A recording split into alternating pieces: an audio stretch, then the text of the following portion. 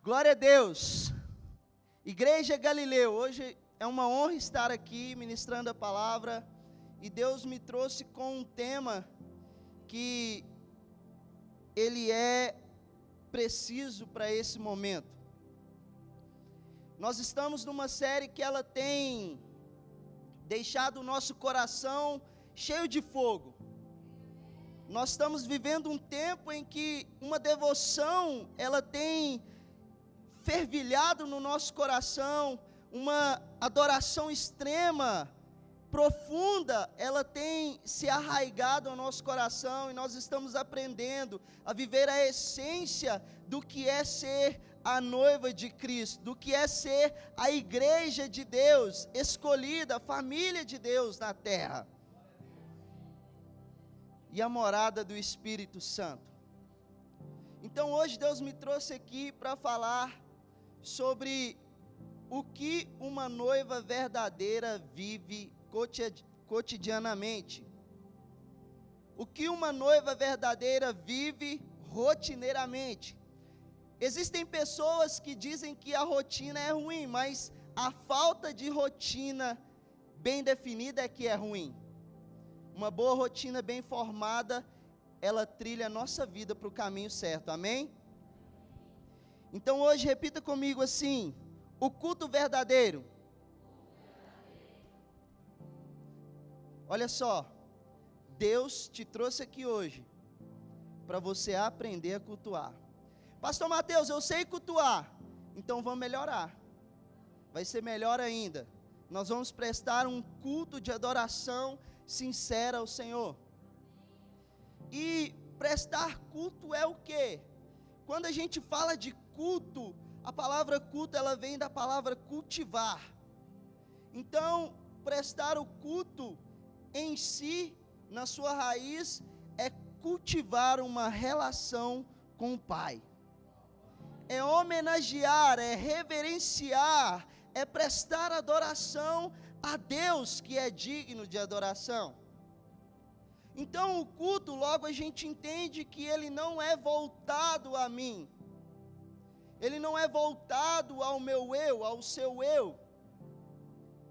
O culto não é para satisfazer o meu ego, a minha vontade, as minhas carências. O culto não é para me acariciar. Enquanto eu caminho a passos largos para a perdição. A essência do culto é exortação, é trazer de volta a essência do jardim de reverência, de adoração, de temor, de arrependimento. Para o fundo para mim, Igor, por favor. Pode parar. O culto não depende de fundos musicais. O culto não depende de pirotecnia, fumaça, bons instrumentos. O culto não depende de uma iluminação top. O culto, ele é a fundamentação do seu relacionamento com Deus. Então, logo eu entendo. Tem muita gente que pensa que o culto, ele é seguido de preceitos e regras de homens. E o culto não é isso. A Bíblia diz em Coríntios 14 que o culto tem que ter uma ordem e tem que ter uma decência. Mas em si o culto não é sobre regras de homens. O culto não é sobre doutrinas humanísticas criadas por homens. Não é sobre aparência. Não é sobre o que eu visto, ou como eu me visto, ou qual roupa eu uso. Se eu estou de terno, se eu não estou. Se eu estou de bermuda, de camiseta. Eu até vi uma notícia de um pastor que estava proibindo os fiéis de entrar na igreja com camisa de time. Era proibido. Se entrasse, balão, não entra. Suspensão, não pode entrar na igreja de camisa de time. E o culto não é sobre isso. Claro que você tem que ter uma ordem e uma decência para se vestir. Não tem nada a ver com o seu estilo. Você pode vestir lá, emo, né, que não está mais na moda. Mas você pode vestir de rock and roll, pode ter um brinco, pode ter um piercing, pode ter uma tatuagem. Você pode vir de cowboy. A multiforme graça de Deus atinge todo mundo. Mas tem que ter uma decência. Tem que se vestir adequadamente. Amém? Os fariseus eram peritos em aparência. Os fariseus estavam muito preocupados com a estética de todas as coisas. Os fariseus esperavam que todas as pessoas fossem perfeitas, quando eles mesmos não eram. Jesus censurou eles várias vezes. Vamos ver, abre sua Bíblia aí, Mateus capítulo 23, versículos 27 e 28. Olha só, Jesus diz aos fariseus: ai de vocês, escribas e fariseus, hipócritas, porque vocês são semelhantes aos sepulcros caiados, pintados de branco, que por fora se mostram belos, mas interiormente estão cheios de ossos de mortos e de toda podridão. Assim também vocês por fora parecem justos aos olhos dos outros, mas por dentro estão cheios de hipocrisia e maldade. Olha só, então o culto não é sobre a aparência, não é sobre o que você pode parecer ser diante das pessoas, mas sobre o que tem dentro de você. Não adianta nada eu me vestir bem, eu me comportar bem diante das pessoas, se dentro de mim há impureza, adultério, mentira, corrupção, roubo.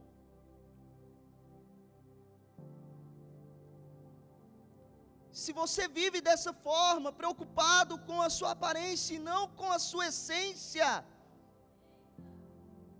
você engana a si mesmo. Então olha só, não se preocupe com o seu estilo, Jesus te ama de qualquer jeito.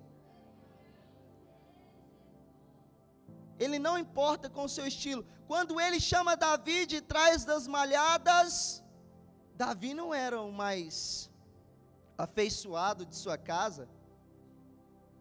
O profeta Samuel estava procurando alguém pela aparência, assim como o povo de Israel escolheu Saul por ser belo e alto. Então Jessé trouxe os seus filhos, mas deixou Davi no pasto. E Samuel está esperando, olha, deve ser esse. E Deus fala assim, não é. Então é esse. E Deus fala assim, não é esse. Até que Jessé apresenta todos. E Deus fala assim, não é nenhum desses. O profeta Samuel dá um bug na cabeça, trava. O que aconteceu? Pergunta para Jessé, tem mais algum filho? E aí vem Davi pequeno, franzino, talvez sujo, porque estava no pasto cuidando das ovelhas. E Deus fala, é esse que eu escolhi. E ele diz logo à frente, Deus não vê aparência, Deus vê coração. Então olha só, sobre tudo que se deve guardar, guarde o seu coração, pois dele procedem as fontes da vida. Amém? Glória a Deus.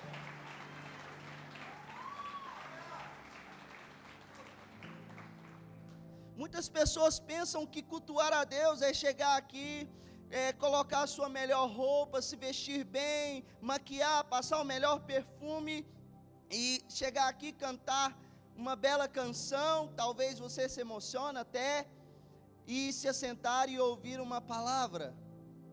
Não. O culto não é só isso. E muitas pessoas acham que isso é o culto e esse é o melhor que elas podem fazer, que elas podem oferecer a Deus. Na tentação de Jesus, logo após o seu jejum de 40 dias, quando ele é levado pelo Espírito ao deserto, Jesus nos ensina a cultuar. Talvez você não se atentou para isso, porque você nunca tinha pensado dessa forma. Mas vamos então para o texto. Primeiro eu vou dar uma explicação aqui para ser rápido. Jesus é levado para o deserto pelo Espírito de Deus. Então, depois de 40 dias, a Bíblia diz que Jesus teve fome. Então veio o tentador. E a primeira proposta do tentador era tentar Jesus naquilo que ele estava mais necessitado no momento. Então olha só, vou abrir seu olho. O diabo vai te tentar na sua fraqueza, naquilo que você mais sente necessidade. Talvez você pense assim, uau, é disso que eu preciso, é isso que eu necessito do momento, mas você não sabe o que quer, é Deus quem sabe. Você pensa assim, é isso que eu preciso, mas não é isso. Então o diabo aparece diante de Jesus e diz assim, olha, se és o Filho de Deus, manda que essas pedras se transformem em pães, e elas vão se transformar. E lá em Mateus 4,4, coloca aí para mim, Igor, por favor. Jesus vai mostrar que o nosso culto, ele não depende da provisão de Deus. Olha só, que forte isso, hein? Jesus mostra que o culto não depende da provisão de Deus, presta atenção. Jesus, porém, respondeu, está escrito, o ser humano, o homem, não viverá só de pão, mas de toda a palavra que procede da boca de Deus.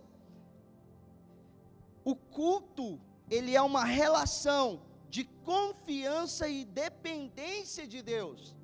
Então olha só, não tem nada a ver se Deus está provendo ou não, se está tendo fartura na mesa ou não, se você está vivendo um tempo de escassez, se você está passando por um deserto ou por uma chuva que está destruindo e devastando tudo, o seu culto não deve estar relacionado às coisas que Ele pode te dar. O seu culto deve estar relacionado à sua confiança e o seu temor. Você deve depender de Deus em tudo e em todas as coisas. Jesus está dizendo, olha, diabo, não importa se tem pão, eu não dependo do pão para comer, eu dependo da palavra que vem da boca do meu Deus. Aleluia! Amém. Então olha só, todas as situações podem estar dizendo ao contrário. Tudo que você está passando pode estar indo para o caminho contrário do qual você planejou, do qual você imaginou, mas não importa, porque você depende da palavra de Deus. E a Bíblia diz que a última palavra vem do Senhor. Então confie, preste o seu culto, acredite e espere no Senhor. Amém? A palavra dele está sendo liberada. E deixa eu te contar um segredo. Eu não sei se você sabe, mas a Bíblia diz que Jesus é o sumo sacerdote e ele está intercedendo diante de Deus agora nesse momento. Então pensa só para você ver, Jesus está liberando palavras sobre a sua vida diante de Deus 24 horas. Uau! Glória a Deus, amém. Mas o diabo não está satisfeito. Você acha que ele vai parar na primeira investida que ele tomar? No primeiro contra-ataque? No versículo 7 do mesmo capítulo, o diabo leva Jesus ao pináculo do templo, no lugar mais alto do templo. E ele diz assim a Jesus: olha, se és o Filho de Deus, então pode pular, porque está escrito que Deus dará ordem aos seus anjos para te guardar, e eles vão te livrar. E olha a resposta categórica de Jesus. Jesus respondeu: também está escrito, não ponha à prova o Senhor seu Deus.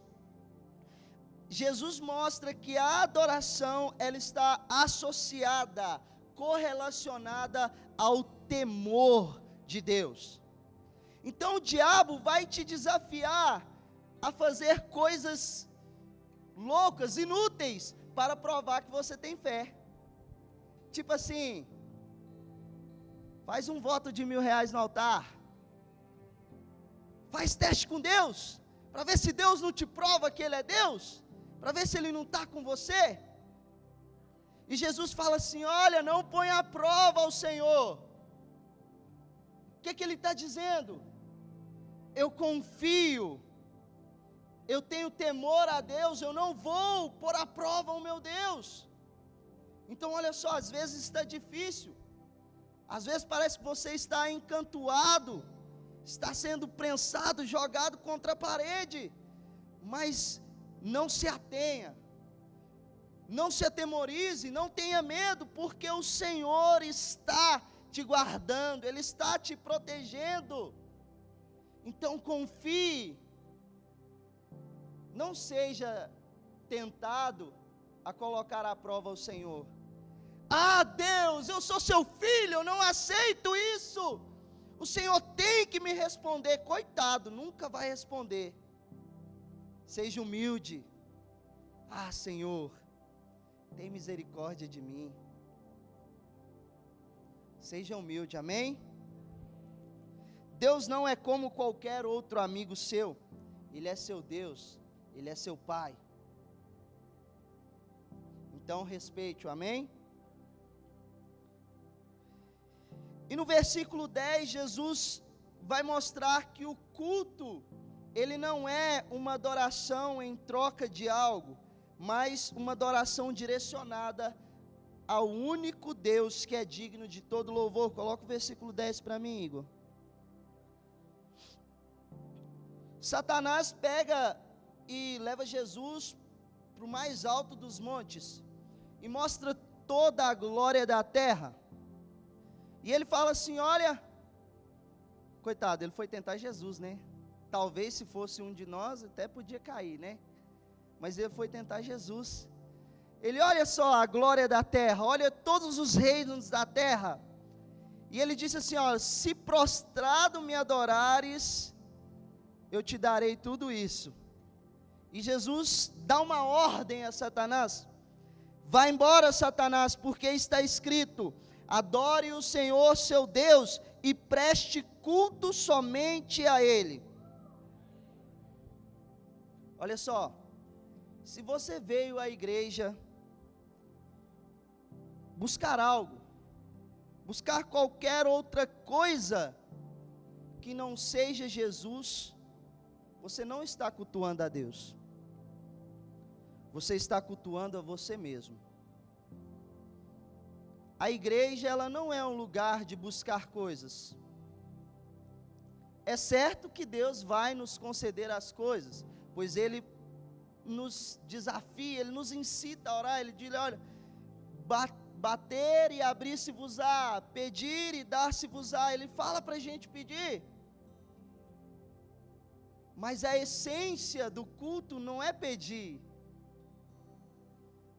A essência do culto é dar. Então olha só, você não vem à igreja para buscar algo, você vem à igreja para dar algo. Ainda que você chegue aqui de mãos vazias, você tem que estar com o coração cheio, pronto para se derramar diante do Senhor. Então: ah, pastor, eu vim na igreja porque eu preciso arrumar uma namorada, porque as pessoas lá de fora, as mulheres lá de fora não estão prestando, é só quer farra, está só me usando. Está no lugar errado, amigo. Você não vai achar aqui. Ah, eu vim buscar um namorado, porque os homens de lá de fora estão tudo frouxo. Não vai achar. Você não vai achar o que você procurou. Não, você está aqui por esse motivo? Glória a Deus, permaneça, porque eu tenho certeza que uma hora Deus vai fazer a obra na sua vida e te converter. Ah, pastor, eu vim na igreja porque as coisas precisam melhorar, passando um perrengue lá em casa, uma luta financeira, uma tribulação tremenda, não está dando, eu vou para a igreja que às vezes me ora. Ah, pastor, eu vim para a igreja que eu estou sentindo um peso, sabe, uma coisa nos meus ombros, eu não estou conseguindo dormir direito. Não, venha para a igreja para buscar a Deus e a Jesus. Olha, quando você busca algo e não Cristo, você não se torna uma noiva apaixonada. Você quer apenas o que Ele pode dar, e isso é vazio demais. Ele pode dar, olha só, a Bíblia diz que Deus não negou o seu Filho, quanto mais todas as coisas. Então não há nada que Deus não possa nos dar, porque Ele já deu o que era mais precioso para Ele. Mas Jesus quer dar algo muito mais precioso. Ele quer dar o Espírito Santo a todos aqueles que pedem, a todos aqueles que o buscam de coração. Então a adoração, ela não está associada ao que Deus pode me dar, mas sim o que eu posso entregar a Deus em adoração e reverência. Esse é o verdadeiro culto. Uma noiva que se preza, ela não está com o noivo por causa dos dotes, ela não está com o noivo por causa do que ele tem para oferecer, por causa das riquezas, como a gente vê em algumas novelas ou seriados, né? Olha, casa com fulano, porque a família dele é rica e a nossa também, então quando casar vai dar uma fusão, vai juntar a riqueza de todo mundo e vai ser bilionário. Não, quem casa por causa disso, separa pela mesma coisa. A gente casa por amor, a gente casa por paixão, e a pessoa que vem por causa de algo, ele vai por causa de algo. A pessoa que vem por causa de Jesus, ele fica por causa de Jesus. Olha só, se você então está aqui buscando algo, cara, eu vou te decepcionar, porque Deus não vai te dar. Mas se você está aqui buscando Jesus, Ele vai te dar. Quando a gente busca algo, a gente se frustra, porque Deus sabe o que é melhor para a gente, e talvez você está esperando, e aí você não recebe, você fala assim, eu vou embora, eu não ganhei o que eu queria.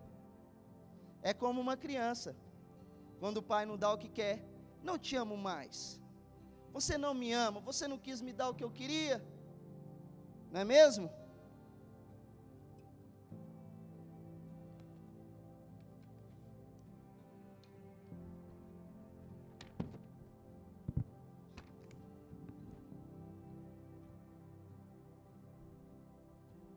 Olha só, você sabia que ofertar também é culto?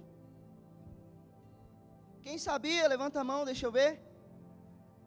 Então olha só, um dos momentos que Deus mais prova o coração do homem, da mulher, do ser humano, é quando ele vai ofertar. A Bíblia diz assim, aonde está o seu tesouro, aí está o seu coração. Em outras palavras, aonde você investe mais, aonde você gasta mais, onde você coloca mais esperança financeira, é onde está o seu coração. E Jesus se assentou uma vez diante do gasofilácio, que é o ofertório, e ele ficou observando as pessoas trazerem suas ofertas.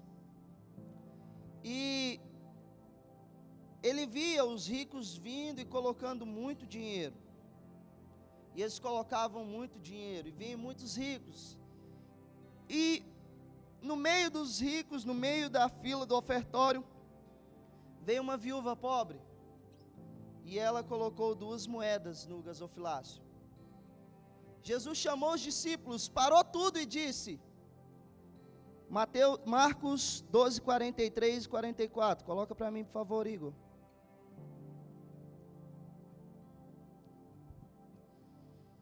Olha o que Jesus vai dizer aqui, quando ele analisa as ofertas das pessoas.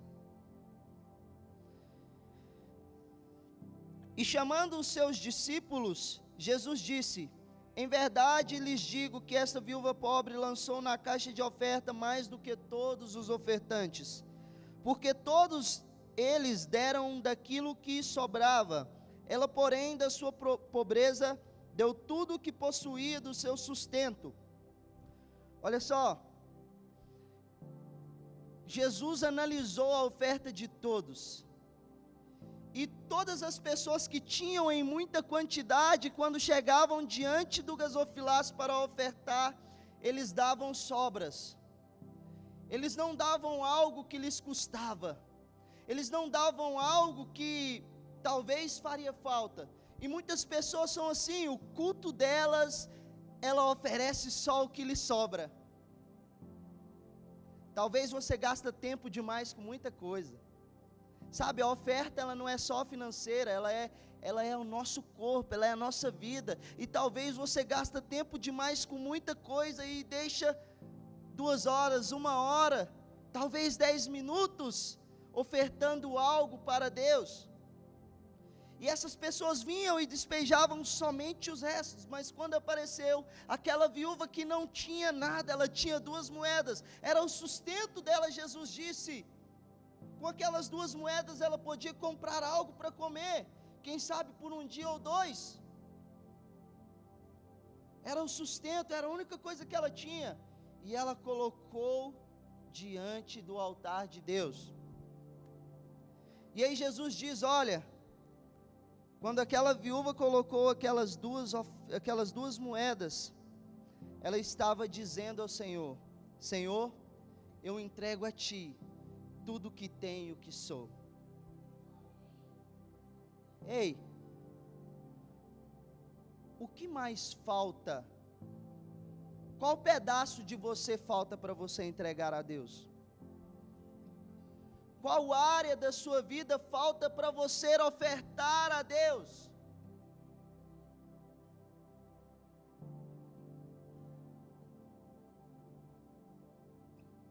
O que você está esperando para entregar tudo para Ele? Não estou falando de financeiro, mas eu estou falando do seu coração. Porque geralmente quem não está com o coração totalmente no Senhor não investe no reino de Deus. Só um coração entregue, só uma pessoa apaixonada não tem medo de investir no reino de Deus. A pessoa que é apaixonada, ela não tem reservas, mesmo que seja tudo que ela tem, ela dá esse tudo a Deus, porque ela confia que o Senhor pode retribuir 100 vezes mais. Amém? Onde está o seu tesouro, aí está o seu coração. Olha só, o verdadeiro culto é interno. Repita isso comigo. O verdadeiro culto é interno. O verdadeiro culto flui de dentro para fora, e não de fora para dentro. João capítulo 4, versículo 23 e 24. Jesus está tendo uma conversa, ele está evangelizando uma mulher samaritana, e ela pergunta onde se devia adorar, e Jesus diz assim, olha, vocês adoram o que não conhecem, mas a gente adora, os judeus, nós adoramos o que a gente conhece, porque a salvação vem dos judeus. Então, ele diz algo que pegou o coração daquela mulher. Mas vem a hora, e já chegou, em que os verdadeiros adoradores adorarão o Pai em espírito e em verdade, porque são esses que o Pai procura para seus adoradores. Deus é espírito, e é necessário que os seus adoradores o adorem em espírito e em verdade. Olha só, Jesus, ele tira aquela mulher das correntes e dos grilhões, porque ela pensava que ela não poderia adorar a Deus de fato se ela não estivesse no lugar certo. E muitas pessoas pensam que só pode adorar a Deus dentro da igreja. As pessoas pensam que a adoração dela fica restrita a esse ambiente aqui. Eu vou passar lá na porta da igreja para me adorar a Deus. Até chegar a quarta-feira para me adorar a Deus. Até chegar domingo para me adorar a Deus. Até chegar a devoção extravagante. Até chegar a vigília do sobrenatural para me encontrar com Deus. Não! Jesus está dizendo que a verdadeira adoração, ela flui de dentro para fora. Ela flui do Espírito, da nossa verdade, da nossa sinceridade com Deus. Da nossa sinceridade com Deus. Então olha só, não importa o lugar que você esteja, talvez você está no seu quarto, deitado em pé na sua casa, não importa como você está, o que importa é a essência da sua adoração. Então você pode adorar a Deus dirigindo, você pode adorar a Deus jogando bola, você pode adorar a Deus em qualquer lugar, no seu trabalho, enquanto você trabalha, você pode adorar ao Senhor, você pode prestar um culto verdadeiro a Deus como uma noiva apaixonada. A sua adoração, ela não está restrita a um lugar, a um ambiente, mas sim ao que tem dentro do seu coração, ao que está queimando no seu coração. Jesus está esperando de você fluir dentro do seu coração o verdadeiro amor. Eu vou começar a pular aqui, porque eu vi o irmão pulando, e eu vou adorar, e aí eu vou ficar cheio. Não, você adora porque você já está cheio do Espírito Santo, você adora porque a graça te capacita para isso, você adora porque o Espírito vem te constrangendo e te traz de volta para o Senhor. Essa é a essência da adoração, em espírito e em verdade, em espírito e em verdade. Não depende de circunstâncias, não depende de frio, de calor, não depende de mesa farta, não depende de carro, de casa. Adoração simplesmente depende da sua devoção. Uma noiva apaixonada, ela vive em devoção com o seu amado, ela espera, ela conta os segundos, os minutos, os dias, para estar com o seu amado.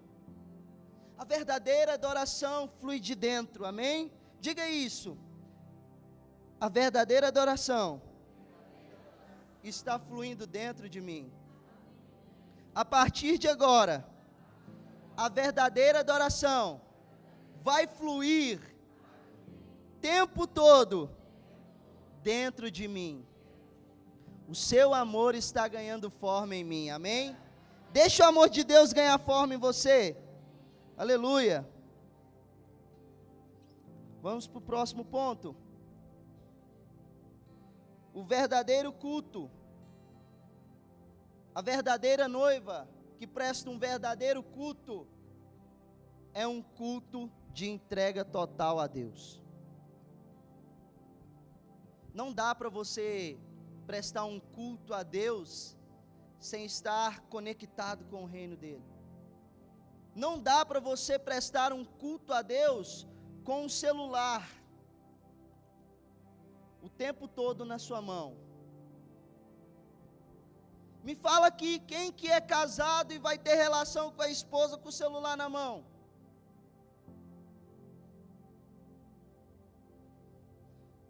Você vai jantar com seu esposo, com sua esposa, você fica com o celular na mão?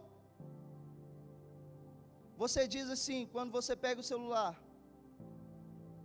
o que você tem para mim não é tão importante. Se você vem prestar um culto ao Senhor, mas fica com o telefone na mão, você fica disperso, você não presta atenção, você cutuca o irmão do lado, você fala com o irmão de cá, você está dizendo: o que Deus está falando não é tão importante para mim.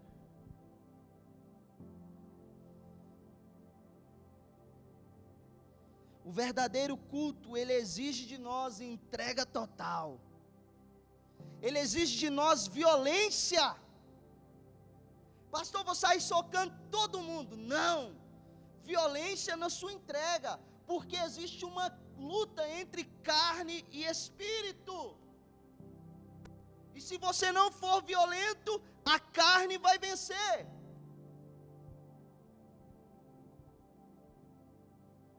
Todos os dias eu luto comigo mesmo para me prestar um verdadeiro culto ao Senhor.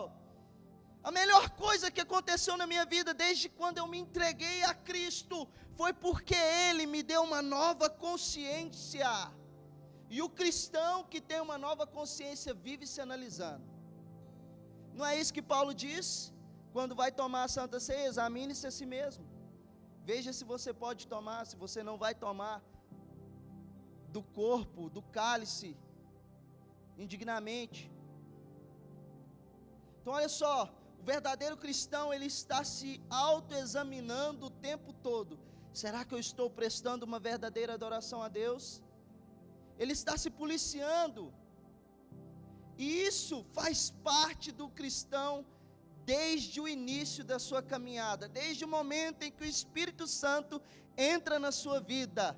Você não consegue mais fazer as coisas sem pensar se você está honrando ou não a Deus. Olha, coloca Romanos 12:1 para mim, por favor. Você vai entender o que é violência. Portanto, irmãos, pelas misericórdias de Deus, peço que ofereçam o seu corpo como sacrifício vivo, santo e agradável a Deus.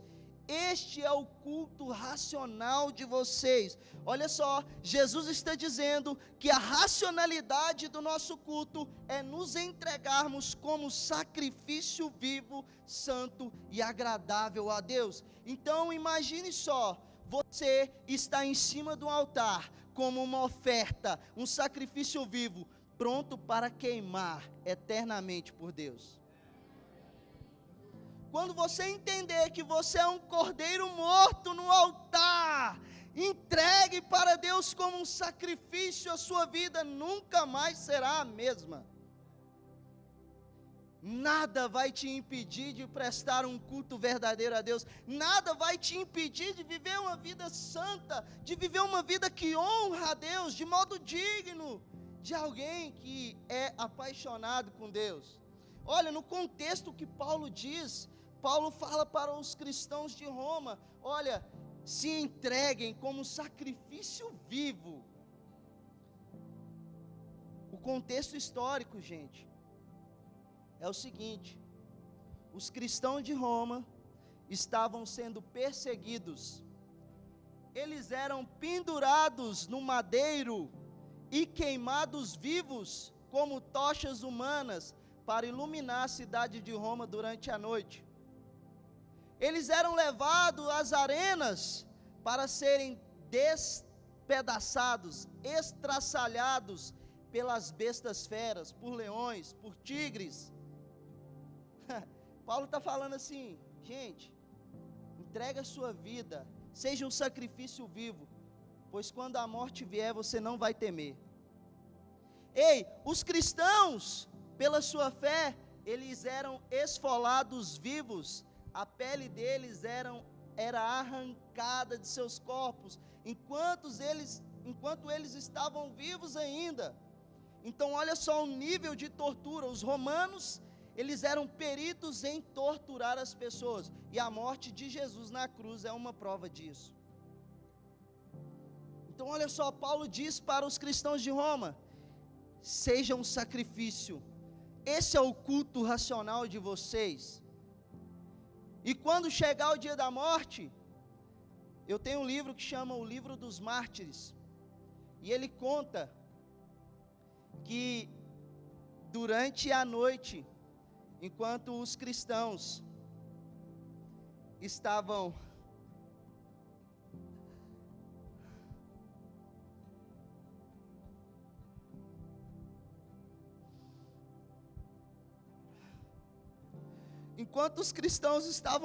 prontos para morrer na manhã seguinte como um espetáculo para os outros romanos que não eram cristãos. Era possível ouvir o louvor de dentro das celas. Quem em sã consciência, de cara com a morte, consegue louvar a Deus?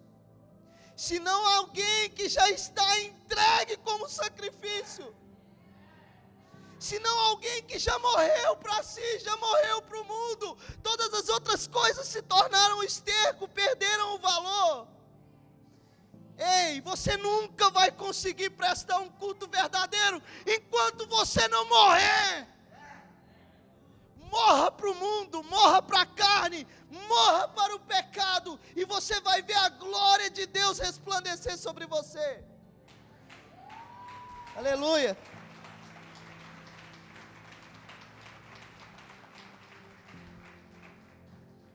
Cara, talvez você não entendeu o que é salvação. Deixa eu te contar.